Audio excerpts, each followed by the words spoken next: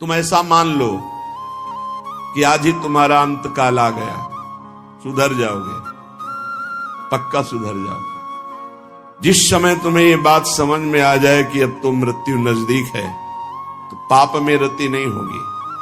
फिर लगेगा जीवन का सार क्या है, तो भगवान निश्चित आपको सत्संग सुनवा देंगे। जहां सत्संग सुने तो सार बात समझ में आ गई। भजन जीवन का सार है, निरंतर नाम जप करना, निरंतर भजन करना, जीवन मुक्त हो जाओगे। एक महात्मा बड़ी मस्ती से जा रहे थे, तो एक शराब पिए हुए बैठा था और पास में बोतल रखी हुई थी। उसने देखा कि ये भी मस्त और मैं भी मस्त। अरे महात्मा, तुम्हारी मस्ती से मेरी बड़ी मस्ती है। महात्मा ने कहा, क्या मस्ती है तेरी? तेरा भाग्य पढ़ के देख रहा हूं, 7वें दिन मर जाएगा तू, 7 दिन में मर जाएगा। जैसे किसी ने इंजेक्शन लगा दिया और एकदम ऐसे चेतना जागृत हुई, खड़ा हो गया, चरणों में पड़ा। आप भाग्य रेखा पढ़ लेते हो?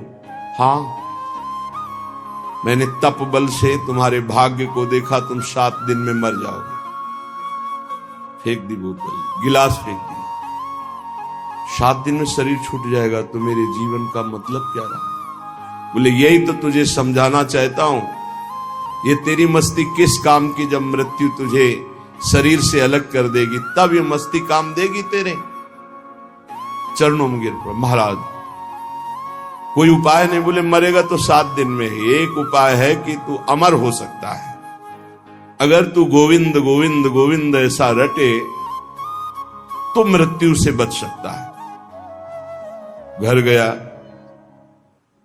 स्नान किया, गंगा जल रखा था, आचमन किया, हाथ में गंगा जल लिया। अब जितनी आयु बची है केवल गोविंद नाम में व्यतीत करूंगा, कभी जिंदगी में मदिरा पान नहीं करूंगा। महात्मा ने 7 दिन बताया है, तो 7 दिन में निश्चित, संतों के वचन कभी मिथ्या नहीं होते। पता नहीं किस जन्म के पुण्य से ऐसा संयोग बन गया उसका कि संत दर्श हुआ और संत वचन पर विश्वास हो गया।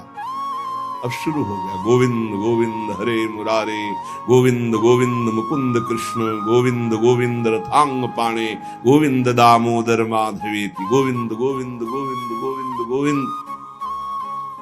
एक दिन व्यतीत हुआ, 6 दिन रह गए, गोविंद गोविंद गोविंद गोविंद गोविंद। 6 दिन व्यतीत हुए, न खाना न पीना, गोविंद गोविंद गोविंद गोविंद, आर्त भाव। 7वें दिन तो अश्रु चलने लगे। निरंतर भगवान के 6 दिन के चिंतन मात्र से हृदय पिघल गया, पाप सब भस्म हो गए। अब तो रो रो के पुकारने लगा, प्रभु मैं बहुत नीच पापी हूं, आज आपके पास आने वाला हूं, आप कृपा करो प्रभु, राधा राधा राधा। जिसे अपने लोग रटते नाम। 7वां दिन कमंडल लिए हुए, मंद मुस्कुराते हुए, फिर मस्ती से पता लगा लिया था कौन सा घर पहुंचे। वो आंख मूंदे, गोविंद गोविंद गोविंद गोविंद। वे बोले भैया आंख खोलो। उसने सोचा मृत्यु ने बोला क्या भैया, क्योंकि 7 दिन की बात थी। 7वें देखा तो महात्मा मस्त। उनका महाराज अब तुम मरने वाला हो। बोले नहीं, कहा था तुम अमर हो जाओगे। मरना तुम्हें 7 दिन में ही है। जो 7 दिन सप्ताह के हैं, किसी न किसी दिन में तुम्हारी मृत्यु, लेकिन अब तुम मरोगे नहीं, अब तुम अमर हो गए। क्योंकि भगवान नाम ये समस्त रोगों का, शोकों का, भयों का, चिंता का नाश कर देता है। उसी दिन से वो भगवत प्रेमी महात्मा बन गया। निरंतर अब जितना जीवन है नाम जप करते हुए भगवान को प्राप्त हुआ। श्रीपाद कह रहे, तुम्हें पता है देहिष्विनो, तुम्हारा देह ये जो है कब नष्ट हो जाएगा? कुछ पता नहीं। भूलो मत, है अगर आपका स्वास्थ्य ठीक है ना, प्रमाद मत करो, खूब नाम जप कर लो, क्योंकि दिन नहीं रहा, रात आएगी, रात आएगी फिर दिन आएगा। ऐसे सुख दुख का चक्र चल रहा है। यदि आप भजन नहीं करोगे तो इस चक्र से मुक्त नहीं हो पाओगे। अपना अंतकाल आज ही मान लो कि निकट आ गया है और नियम लो कि आज से हम कभी पापाचरण नहीं करेंगे। पापाचरण करने के लिए हमको बहुत सावधानी, अगर उनको रोकना है, पापाचरण जो हम कर रहे हैं उनको रोकना है तो हमको बहुत सावधानी रखने की। पहली बात, हमें आहार शुद्ध रखना है। ये जो मांस मछली शराब पीते हैं, गंदा भोजन करते हैं, इनके विवेक ही नहीं रह जाता कि किसे पाप कहते हैं और किसे पुण्य कहते हैं, क्या करना चाहिए क्या नहीं। कैसा कलेजा इनका कठोर हो जाता है, जीवों को कैसे त्रास देते हैं, कैसे कष्ट देते हैं, सिर्फ अपनी रसेंद्रिय पेट भरने के लिए दुर्गति का पक्का रास्ता तय करते हैं। ये जो मांस मछली ये सब जीव जंतुओं को भूनकर उबाल कर काट कर खाते, इनकी बड़ी दुर्गति होगी। जो मदिरा पीते हैं उनमें व्यभिचार दोष आ जाता है, क्रोध बढ़ जाता है, हिंसा करने में कोई उनको संकोच नहीं होता, बहुत बुद्धि भ्रष्ट कर देती। इसलिए मदिरा पान से बचे। अगर पापाचरण से बचना है तो पहले गंदा आहार गंदा पेय इसको रोके। जहां आपकी बुद्धि शुद्ध हुई तो वो आपको गलत मार्ग में जाने से बचा लेगी। अपवित्र बुद्धि सदैव गलत मार्ग की ही प्रेरणा करती रहती है। जहां गलत मार्ग की प्रेरणा करने वाली कुमति होती वहां विपत्ति, दुख, चिंता, शोक, डिप्रेशन ये सब भरा रहता है। जहां कुमति होती है वहां यही सब होता है और कुमति का विस्तार हो रहा है, कलयुग है। जहां सुमति होती है वहां सुख, संतोष, शांति, दया, करुणा, मैत्री ये दिव्य भागवतिक गुण प्रकट होते हैं। जहां सुमति तहां संपत्ति नाना, जहां कुमति तहां विपत्ति निधान। नाना प्रकार की दुख वृत्तियां कुमति में बसी हुई हैं। इसलिए भाई पहले तो अपने मन को यह समझा लो कि आज ही मरा, पता नहीं कब शरीर छूट जाए। और आज से नियम लो कि जैसे मरने वाला सोचता है अब तो मरना ही है तो पाप क्यों करें, भगवान का भजन करेंगे। जब परीक्षित जी को पता चला 7 दिन में तक्षक सर्प काटेगा 7वें दिन, उसी समय राजपाट छोड़ करके आमरण अनशन व्रत ले लिया। एक बूंद भी पानी जबान में नहीं रखेंगे, रात दिन भगवान का चिंतन करते हुए भगवान को प्राप्त होंगे। और ऐसा ही संकल्प किया जिससे बड़े बड़े ब्रह्म ऋषि प्रसन्न होकर उनको घेरे रहे जब तक उनकी परम गति नहीं हो गई। स्वयं परमहंस शिरोमणि सुखदेव जी महाराज पधारे और 7 दिन तक भगवत लीलामृत का पान कराया।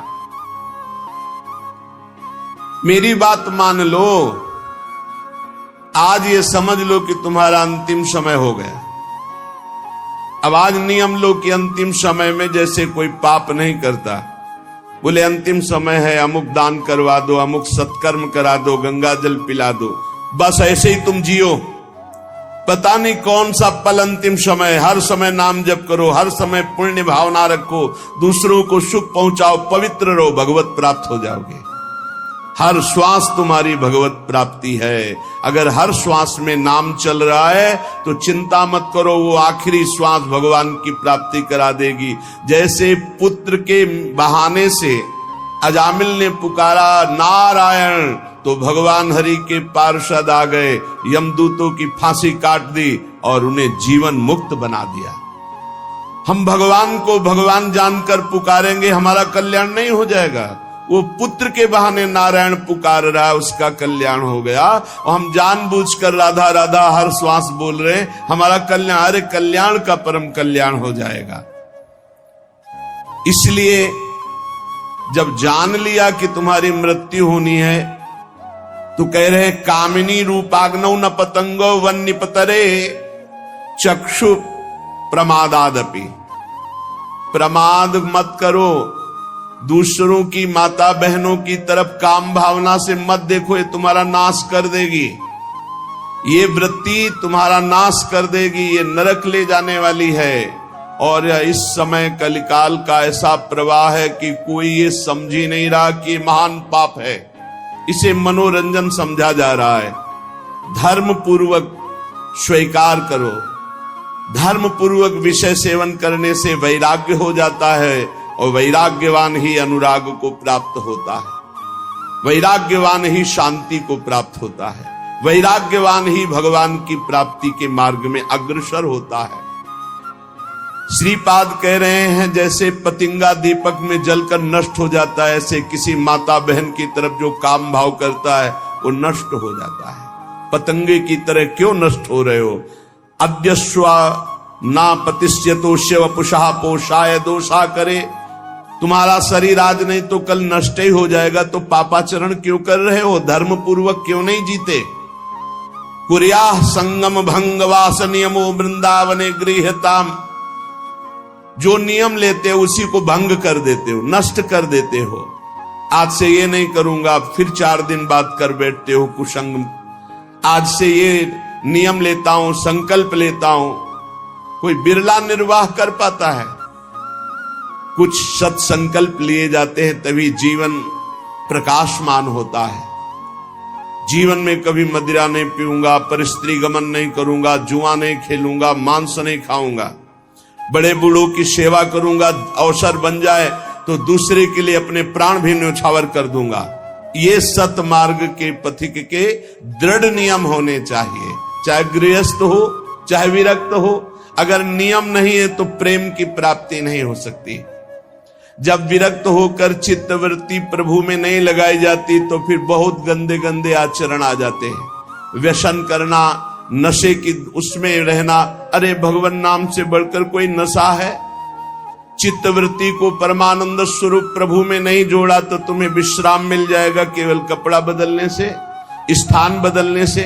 मन नहीं बदला, उद्देश्य नहीं बदला तो फिर क्या बदल दिया?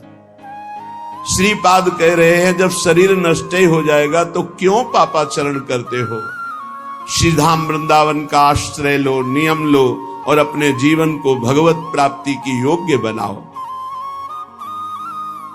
पुण्यात् पुण्यम मंगलम मंगलानाम, दिव्यात् दिव्यम कामदम कामदानाम, सारात् सारम प्रेमदम प्रेमदानां, अन्यद् वृंदारण्य तो मन्यताम कहा। बड़े बड़े पवित्रों को भी परम पवित्र करने वाला ये श्रीधाम वृंदावन है। बहुत महिमामय है। जिसको वृंदावन मिल गया उसे कहीं भागने की जरूरत नहीं है।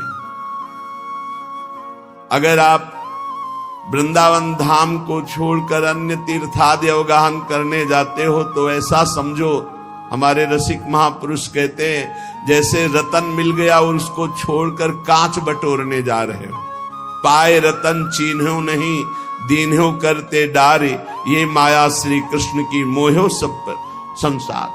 ये पवित्रम, जो पवित्र करने वाले हैं उनका भी परम पवित्र करने वाला वृंदावन धाम है।